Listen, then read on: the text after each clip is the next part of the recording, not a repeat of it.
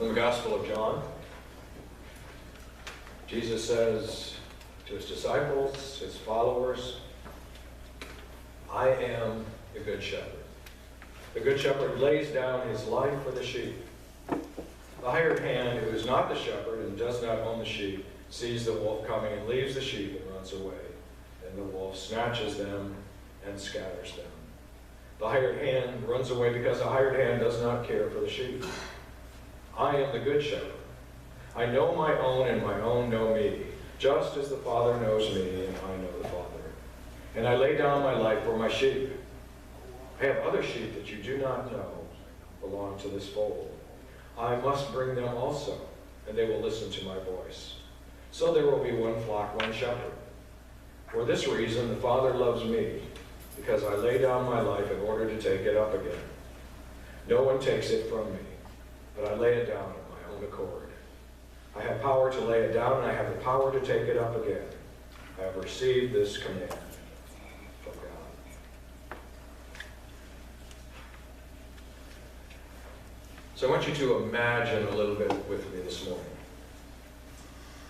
I want you to imagine that place in your life where you felt the very safest.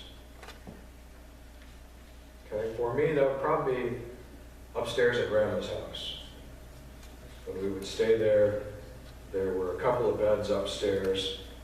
One was at the very far end. It didn't have a box spring, it had kind of a metal mesh, and so it kind of sagged a little, and it was soft, and there were lots of blankets. It was a little cold up there, but once you got in, it just kind of surrounded you, and it was warm, and it was comforting, and not a care in the world. That might be one. So think about where your safest place. Where was the safest place for you? Where did you just absolutely feel safe? What did it look like? How old were you? What was going on around your life? This may be something for your GPS. You might want to write down just simply safest place, and then you can come back to that and reflect on that later. If you're a journalist, someone who likes to journal, this afternoon, you might want to sit down and write what that safest place looked like, what it felt like. What comes to your head? What comes to your heart? What did you feel?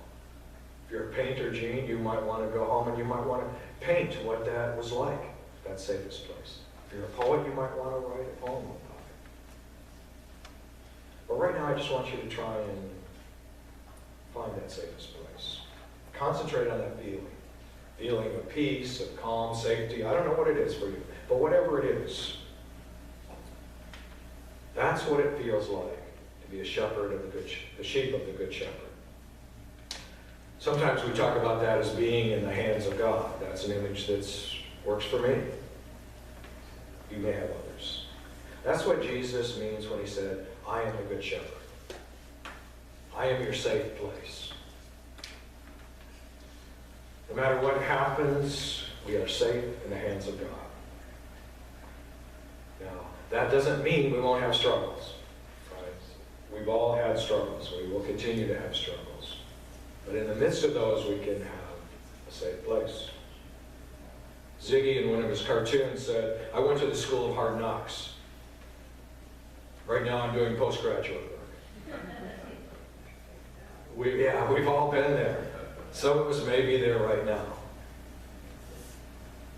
Harry Emerson Fosdick tells about visiting a teenage girl who had polio. And she told him about a friend who had come over and said, affliction can really color one's life. The girl said, I agreed with her. But I can choose what color. I can choose what color. It's easier to choose a warm color if you know you're in the hands of a shepherd. And maybe we can only change a shade at a time. Maybe we can't get all the way there. But we can change a shade at a time as we begin to sense Jesus is the good shepherd. So we begin to feel safe. I told you last week about a warrior and all of the lists that they had, and only 4 out of 150 came to pass. Well, there was a guy who was a major warrior. I mean, she had nothing on him. And it just affected his whole life. He worried so much, it affected his health, it affected his relationships, his family. He was irritated with people just for being around him.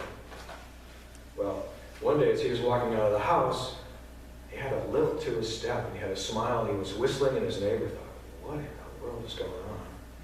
So she said, is there something special happening? What's going on? Why the change? He said, well, I stopped worrying. I said, that's great. How did you do that? He said, well, I hired a professional worrier. And the neighbor was wondering quite what that was about. And she said, well, what does somebody charge for something like that? He said, well, $1,000 a week. I said, $1,000 a week? How in the world are you going to manage to pay for that? He said, well, that's his work. We don't have to be worriers. We don't have to hire a worrier for us. We have a shepherd. One who says, do not let your heart be troubled. Either let it be afraid. Early in the Reformation, Martin Luther was causing all kinds of problems in the Catholic Church. Everything that was wrong with the church, he was telling everybody about. That was not going well with the Vatican. It wasn't playing well. And so they sent an envoy to him. The envoy tried to convince him to calm it down. And one of those who were there said to him, in the end, all of your supporters will desert you and you will be all alone. Where will you be then? Luther said to him, then is now in the hands of God. Then is now in the hands of God. The shepherd is there for us. That's what matters. Raymond Brown, who was probably the prominent person on the Gospel of John, says that in this passage that we had heard this morning, Jesus presents two pictures of the Good Shepherd. He says that in John 10, 11 through 13, the first part, Jesus is depicted as the Good Shepherd because he's willing to lay down his life to protect the sheep. It's part of his job description. Right? That's what a Good Shepherd does. It's a job. One, take it very seriously. If you look at Mark 18 and Luke 15, a great effort is given to find that one lost sheep, even to the point of giving up his life. It says, and then the second part is in verses 14 through 16. Jesus is the Good Shepherd based upon the intimacy between the sheep and the shepherd. He's the Good Shepherd because he knows each one individually. For your GPS, you may want to ask the question, do I feel intimately known by Jesus? And sometimes we do and sometimes we don't. But right now, do you feel intimately known by the Good Shepherd? The true shepherd, the Good Shepherd, is motivated by love. It's not a job description. It's motivated by love.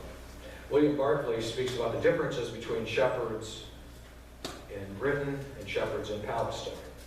He said the relationship between sheep and shepherd is quite different in Palestine than in Britain. In Britain, the sheep are kept largely for food. When they're old enough, well, that's it. But in Palestine, they're held largely for their wool. And so they're often with the shepherd for long periods of time. The shepherd begins to know them, sometimes by their physical defects, sometimes by their personality traits. Usually they'll have names for their sheep, descriptive names. You can do that when you keep sheep for a long time. If they're going to be your meal, you probably don't want to give them a name. Usually they're descriptive names like brown leg, black ear. And the shepherd always goes in front of the sheep to make sure it's safe. That's the picture of the Good Shepherd. The individual sheep in the flock all look alike, except that the Good Shepherd can tell the difference. one time we had someone brought in a bunch of rocks. I mean, they were just rocks. You've seen rocks before, right? Once or twice. And we each had to pick one up and take a look at it. And then we all put them back where they came from. And then we had to go back and find the rock that was ours. And everyone was able to do it because they took time to look at it and see the deficiencies, the marks. Sometimes I think that's how it is in our lives. You know, we often feel bad about the ways we mess up, you know, the things we don't do well, the bad choices we make. But you know, that may be the way that Jesus knows us best. He knows who we really are. And he can find us when he needs to. I think that's a powerful image. It's a powerful image. Now to go to the Wayback Machine, Bob. He was old when I was a kid. Bennett Cerf, you know that guy? Yeah. He wrote The Sound of Laughter. And he was talking about an editor who repeated advice to a new, inexperienced assistant. He said, as you're writing a story, always remember that names make news. Well, on the reporter's first file, the reporter wrote, fire last night destroyed farmer Alvin Heimendinger's barn, claiming the lives of 3 cows named Bossy, Bessie, and Gertrude. God knows our names, our specific names. And that means more than just the name. The shepherd knows intimately. The end of the 23rd Psalm says, surely goodness and mercy shall follow me all the days of my life, right? Well, when we hear mercy, we think kind of like pity, right? Have mercy on that person. Take some pity on that person. But that's not really what it means. That word in Hebrew, hesed, means God's steadfast love. Surely goodness and God's steadfast love shall follow me all the days of my life. That's what the Good Shepherd says. Now, secondly, the word that's translated to follow is actually an active word. It's pursued. Surely goodness and God's love shall pursue me all of my life. You know, I can't get away. Right behind me. Right behind me. God pursues us no matter where we go.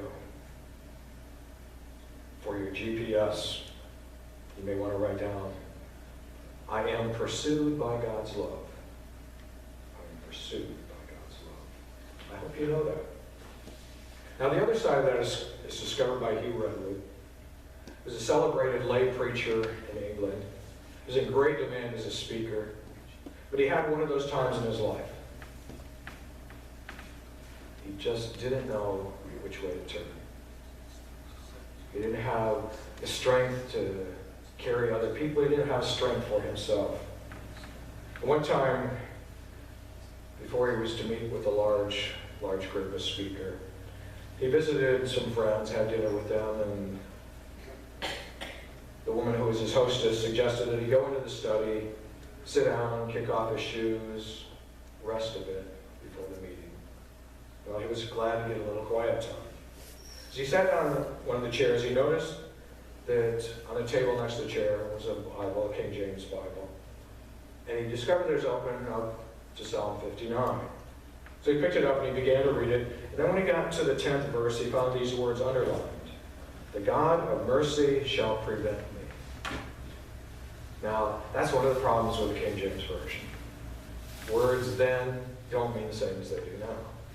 So when we hear prevent me, it means stop me, right? That's what we think.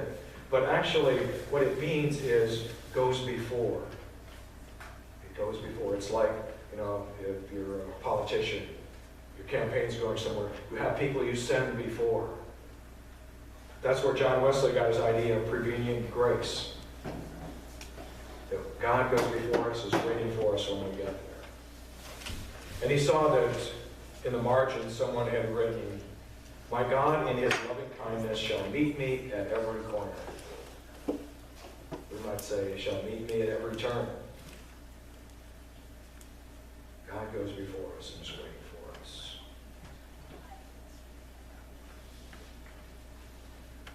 There's a couple who had a child. They never went to church. They never took the daughter to church. One night, when the little girl was about 5 years old, mother and father had an argument. The father shot the mother and then shot himself right in front of this little girl. Well, they put her in foster care, and the foster mom, being a Christian, took her to church. And she knew that the little girl didn't know much about Christianity, about faith, about Jesus, and so she went to the teacher and said, be easy with her. She really doesn't know about Jesus, so don't expect a lot from her. Well, during the class, the teacher held up a picture of Jesus and asked the question, does anybody know who this is? The little girl said, I do. That's the one who was holding me when my parents died. Don't you wish you had the eyes of a child again?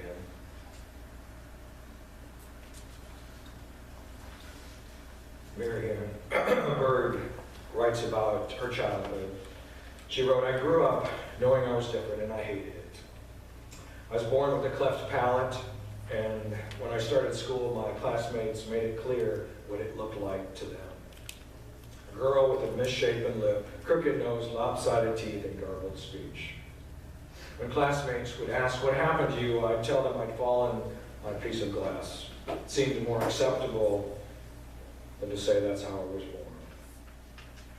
I was convinced that no one outside of my family could love me. There was this teacher, however, in the second grade, that we all adored, Mrs. Leonard. She was short, round, and happy, a sparkling lady. Annually, she would give a hearing test to each child.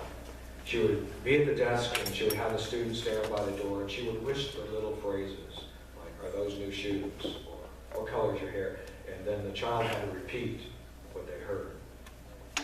Well, she said Mrs. Leonard gave the test to everyone in the class, and finally it was my turn. She said that she didn't hear very well in one of her ears, but she learned that if she didn't cover her ears as tightly as she was supposed to, she could hear what he said. And so she was waiting for those words, like maybe the sky is blue.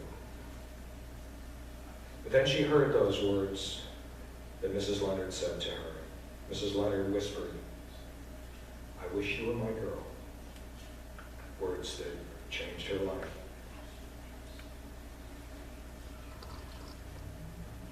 For your GPS,